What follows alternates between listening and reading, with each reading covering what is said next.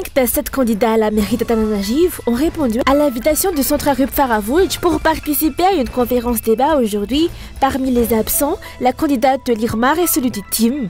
Pour le candidat Tainara Zafndouel, avoir une vision bien préparée et planifiée est la clé pour résoudre les problèmes de la capitale.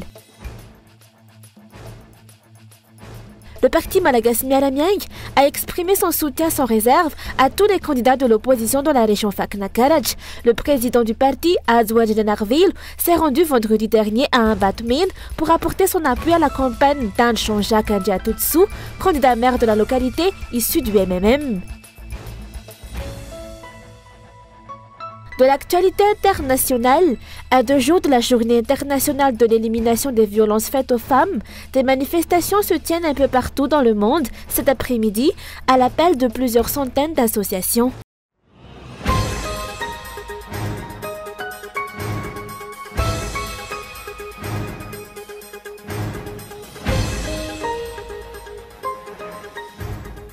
Cinq des 7 candidats à la mairie d'Antananarivo ont répondu à l'invitation du Centre Arup Faravouj pour participer à une conférence débat organisée aujourd'hui.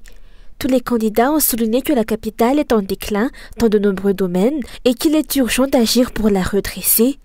Selon le candidat Tainara Zafndouel, l'absence d'un parti politique avec une vision claire pour diriger le pays est à l'origine des difficultés rencontrées à l'échelle nationale.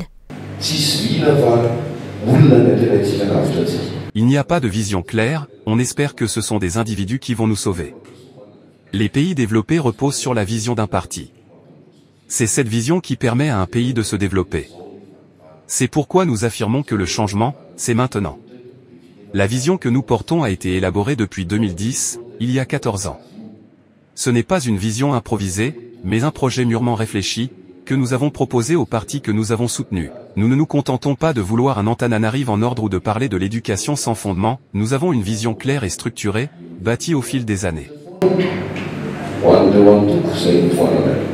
Le candidat Tainara Zafndouel a également insisté sur le fait que ses actions pour le développement d'Antananarivo sont concrètes et non de simples promesses ou futilités prétentieuses. Il a cité l'AMA, Asama Antananarivo, un programme de travaux durables pour la capitale, lancé bien avant le début de la campagne électorale comme preuve de sa volonté d'agir. Selon lui, en tant que candidat d'un parti bien préparé, il dispose déjà de solutions pour répondre aux préoccupations des habitants d'Antananarivo, y compris en ce qui concerne la question de l'impôt foncier sur la propriété bâtie. Le taux de recouvrement fiscal est actuellement de 16%, en ce qui concerne l'IFPB, l'impôt foncier sur les propriétés bâties. Face à ce constat, il était impératif de s'y préparer. Il a été constaté qu'aucune cartographie n'était disponible pour gérer ce recouvrement. Toutefois, dans les jours à venir, nous présenterons la numérisation de la capitale, un travail que nous avons réalisé avec soin. Cette initiative, que nous proposons avec humilité, inclut les adresses de toutes les maisons et de leurs propriétaires. Cela permettra de résoudre les problèmes liés à l'IFPB, qui représente environ 40% des recettes de la commune. Si cette question n'est pas maîtrisée, les promesses ne servent à rien. La gestion financière est essentielle, sans une maîtrise efficace de ce volet, la gestion de la commune restera bancale. Les organisateurs du Centre Arup ont précisé que les invitations pour cette conférence débat avaient été envoyées il y a environ 1 mois. Sur les 7 candidats, la candidate de l'IRMAR et celui du TIM ont été absents. L'absence de ces 2 candidats lors de ces débats, particulièrement importants en période électorale, suscite des interrogations. Il serait plus pertinent de leur demander à eux pourquoi ils ne sont pas venus, alors qu'ils avaient promis d'être présents. Personnellement, je préfère ne pas m'attarder sur leur absence.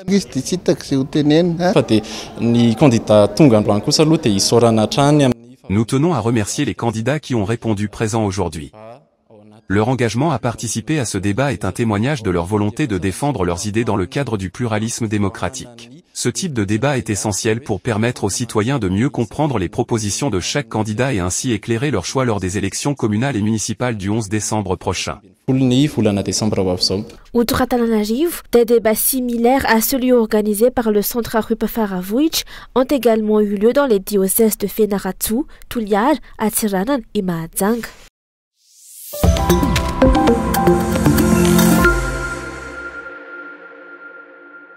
Le parti malagasy Miaramianga, dirigé par son président national, Adjoanjene Narvelo, a exprimé son soutien sans réserve à tous les candidats de l'opposition dans la région Vakna-Karachi. Dans le cadre de cet engagement, Adjoanjene Narvelo s'est rendu le vendredi 22 novembre 2024 à Batoumine pour apporter son appui à la campagne d'Ange Jean-Jacques Andiatutsu, candidat numéro 2, issu du MMM, en lice pour le poste de maire de la commune d'Abatoumine.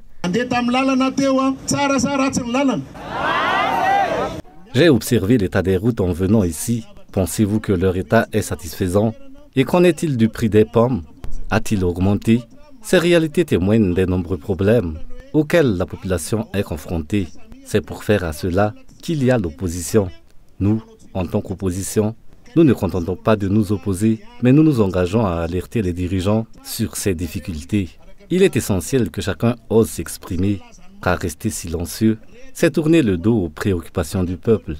Le candidat que nous soutenons ici ne vous raconte pas des histoires. Il a parlé honnêtement de ce qu'il a accompli, et pour ce qui reste à faire, il cherche activement les moyens de le réaliser. C'est cela véritablement œuvrer pour le développement. Au sein du parti Malagasy Miaramianga, nous soutenons tous les candidats de l'opposition dans la région Vakna-Karachi, car l'unité est indispensable pour relever notre pays. Quant à ceux qui tentent d'intimider et de manipuler les choix du peuple, souvenez-vous, le mandat d'un maire est de 5 ans, tout comme celui d'un président qui prendra fin en 2028. Les maires élus resteront en fonction, peu importe le président en place. Prenez garde de ne pas tromper ni vous-même, ni les autres, car l'avenir repose sur les maires que sur le président au mandat.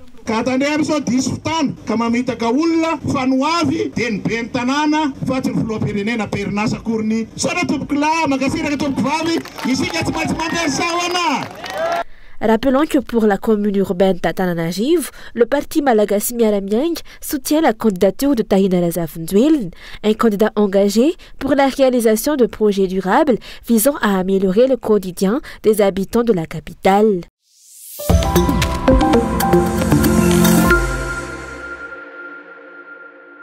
« 70 ressortissants somaliens ont tenté de rejoindre Mayotte à bord de 2 vedettes et ont fait naufrage en raison d'une panne de moteur. Ils ont été dérivés par la mer vers les îles Irans et Nospe, où des pêcheurs malgaches les ont repérés. Selon le rapport officiel de l'agence portuaire maritime et fluviale, 7 femmes ont perdu la vie dans l'incident. 2 corps ont été jetés à la mer, tandis que les 5 autres ont succombé sur l'île Irans.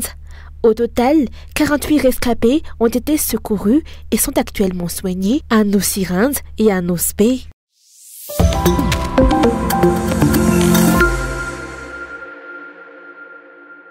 Le montant des factures d'électricité de la Jirama reste élevé malgré les fréquentes coupures de courant qui paralysent les activités des entreprises, a déploré le groupement des entreprises franches et partenaires.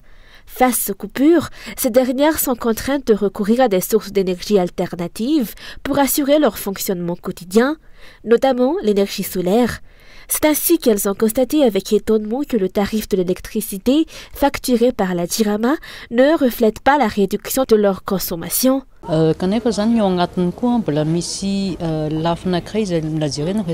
autre point à traiter avec la Jirama concerne le contrat relatif à la puissance souscrite.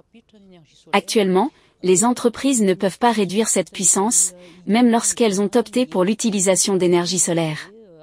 Cela les oblige à payer non seulement les frais liés à la puissance souscrite, mais aussi les coûts associés à leur production solaire. Il devient impératif de revoir ces contrats pour permettre aux entreprises de réduire leur puissance souscrite lorsque leur consommation diminue, soit en raison de leur transition vers des énergies alternatives, soit en raison d'une baisse d'activité. La plupart de ces entreprises ont conclu leurs principaux accords commerciaux dès 2023, ce qui les oblige à maintenir leur production malgré les problèmes rencontrés. Outre les coupures de courant, elles font face à de nombreux obstacles qui freinent leur performance, qui entraînent une diminution de leurs produits sur le marché international. Pourtant, ces entreprises franches disposent d'un potentiel significatif et devraient pouvoir saisir de meilleures opportunités commerciales à l'échelle internationale.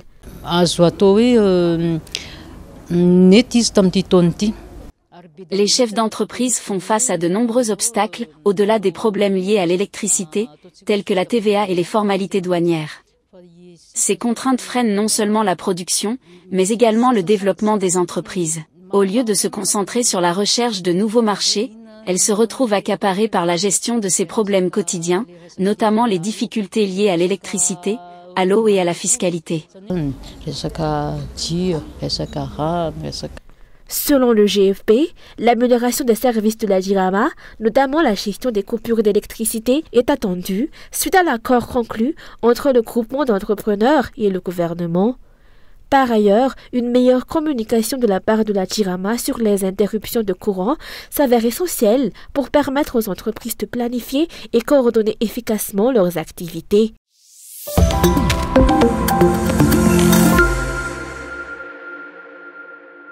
La première vague d'inscription au Last Race 2024 Slalom, qui se déroulera à Anjantapan, ont commencé hier et se clôtureront le 28 novembre. La deuxième vague d'inscription prendra fin le 5 décembre. Le slalom se déroulera les 7 et 8 décembre prochains, avec de nouvelles surprises annoncées par les organisateurs. La grande nouveauté que nous apportons pour ce slalom Last Race est le shakedown, un concept déjà bien établi dans les rallyes à l'international. Il s'agit d'une session préalable au rallye, permettant aux participants de tester leur véhicule et d'évaluer les conditions de la route. C'est la première fois qu'un shakedown slalom est organisé à Madagascar, une initiative du club ACCT, toujours à la recherche de nouveautés pour satisfaire nos participants, partenaires et spectateurs. Le 30 novembre prochain se tiendra alors ce premier shakedown, un événement qui s'accompagnera également de plusieurs nouveautés. Les participants auront l'opportunité d'emmener un passager non participant au rallye slalom pendant le shakedown, dans le but de promouvoir la discipline. Le nombre de participants à la Slalom Last Race XXL 2024 a été limité à 40 afin d'assurer une expérience optimale et un spectacle de qualité pour tous.